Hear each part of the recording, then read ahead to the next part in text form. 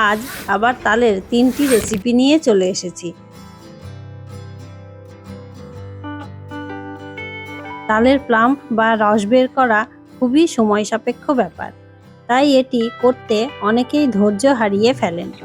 কিন্তু আমি যে পদ্ধতিতে বের করছি এইভাবে করুন, তাহলে তালের প্লাম্প খুব সহজেই বেরিয়ে যাবে। প্রথমে তালের খোসা ছাড়িয়ে নিয়ে আটিগুলোকে অল্প জল দিয়ে চটকিয়ে নেব। আটিগুলো একটি ঝুড়ির সাহায্যে ডলে তালের রস বের করে নেব। এবার তালের প্লাম্প একটি ছাঁকনি বা কাপড়ের সাহায্যে ছেঁকে নেব, তাহলে এর মধ্যে কোনো আঁশ থাকবে না।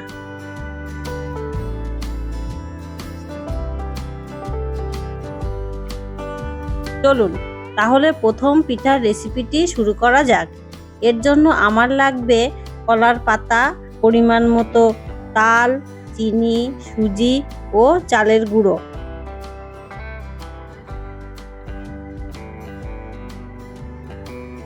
সবকিছু ভালো করে মিশিয়ে নিয়ে একটি ঘন ব্যাটার বানিয়ে নেব। এরপর একটি কলা পাতার টুকরোর ওপর কিছুটা ব্যাটার নিয়ে ছড়িয়ে লাগিয়ে নেব, ঠিক যেভাবে আমি করছি। আপনারাও ঠিক এইভাবেই করবেন, না হলে কিন্তু ঠিকমতো হবে না। এবার এর উপর আরেকটি কলা পাতা দিয়ে চাপা দিয়ে দেব। এবার এটা গরম তাওয়ার ওপর দিয়ে দেব। এই সময় আঁচটি মিডিয়াম রাখতে হবে, না হলে কলা পাতাগুলো পুড়ে যেতে পারে। এক পাশ হয়ে গেলে এই 10 মিনিট মতো পরে উল্টে দেব। এই পাশটাও 5-10 মিনিট রেখে নামিয়ে নেব। একটু খেয়াল রাখবেন কলা পাতাগুলো যেন বেশি পুড়ে না যায়।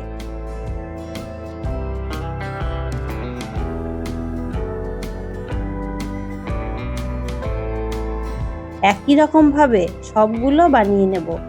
এই পিঠা খেতে এত দারুণ লাগে, কি বলবো, আপনারা না খেলে বুঝবেন না। কলা পাতার ফ্লেভারটা মিশে গিয়ে অসাধারণ স্বাদ হয়। এটি একবার বানিয়ে খেয়ে দেখুন। দ্বিতীয় রেসিপিটি হলো চালের গুঁড়োর রুটি। এটি খুবই প্রচলিত একটি রেসিপি, কিন্তু এটির সঙ্গে যখন তালের রস মিশিয়ে বানানো হয় তখন এটি খুবই সুস্বাদু লাগে।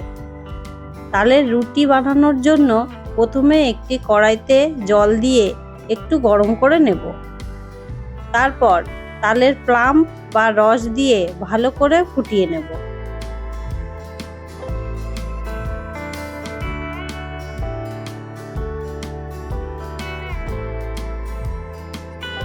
এর পরের ধাপে আঁচটি একটু কমিয়ে দিয়ে তারপর চালের গুঁড়ো আস্তে আস্তে দিয়ে দেব। চালের গুঁড়ো দেবার সময় ভালো করে নাড়তে হবে, না হলে চালের গুঁড়ো দলা পাকিয়ে যাবে, ডোটি ভালো হবে না। চালের গুঁড়ো দেবার সময় খেয়াল রাখবেন যেন খুব বেশি না হয়ে যায়। বেশি হলে ডো শক্ত হয়ে যাবে, তার জন্য অল্প অল্প করে দিতে থাকবেন।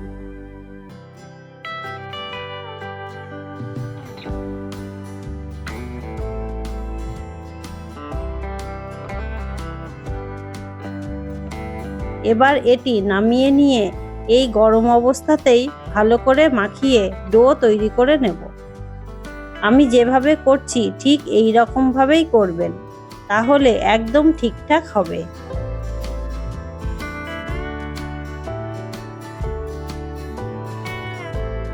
এবার ডো থেকে ছোট করে লেচি কেটে নিয়ে রুটির মতো করে বেলে নেব।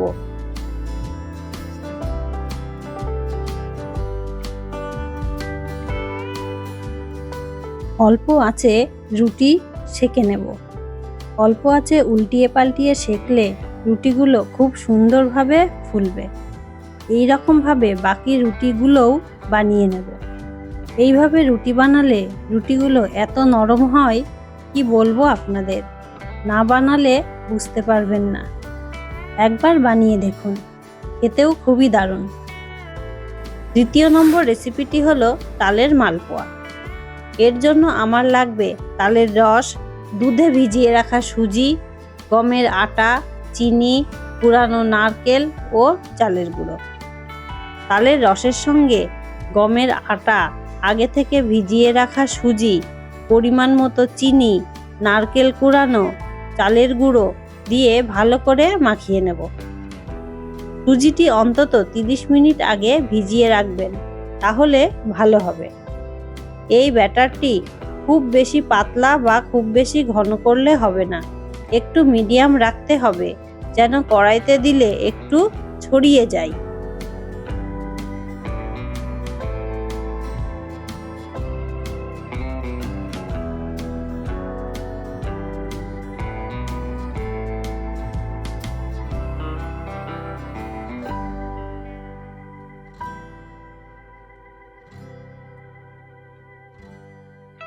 এবার কড়াইতে তেল গরম করে একে একে সব মালপোয়াগুলো ভেজে নেব।